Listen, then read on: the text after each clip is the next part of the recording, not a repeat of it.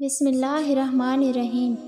سیدنا ابو مالک اشعری رضی اللہ تعالیٰ عنہ سے روایت ہے کہ رسول اللہ صلی اللہ علیہ وآلہ وسلم نے ارشاد فرمایا، 4 امور جاہلیت ہیں لیکن ان کو چھوڑا نہیں جائے گا: حسب پر فخر کرنا، نسب پر تان کرنا، تاروں کے ذریعے بارش طلب کرنا اور نوحہ کرنا۔ نوحہ کرنے والی عورت اگر وفات سے پہلے توبہ نہیں کر لیتی تو اسے اس حال میں قیامت کے دن کھڑا کیا جائے گا کہ اس پر تالکول یا خارش کی قمیض ہوگی۔ رسول اللہ صلی اللہ علیہ وآلہ وسلم نے ارشاد فرمایا، میری امت میں جاہلیت کے 4 کام ایسے ہیں جنہیں وہ ترک نہیں کریں گے: حسب پر فخر کرنا، نسب پر تان کرنا، تاروں کے ذریعے بارش طلب کرنا اور میت پر نوحہ کرنا۔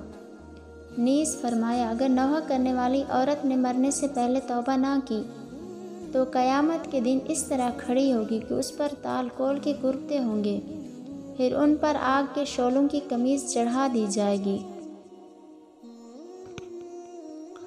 رسول اللہ صلی اللہ علیہ وآلہ وسلم نے ارشاد فرمایا، بے شک اللہ تعالیٰ کی نعمتوں کے بھی کچھ دشمن ہیں۔ پوچھا گیا، یا رسول اللہ، نعمتوں کے دشمن کون ہیں؟ فرمایا، یہ دشمن وہ ہیں جو لوگوں سے ان نعمتوں کی بنا پر حسد کرتے ہیں جو اللہ تعالیٰ نے اپنے فضل سے انہیں دی ہیں۔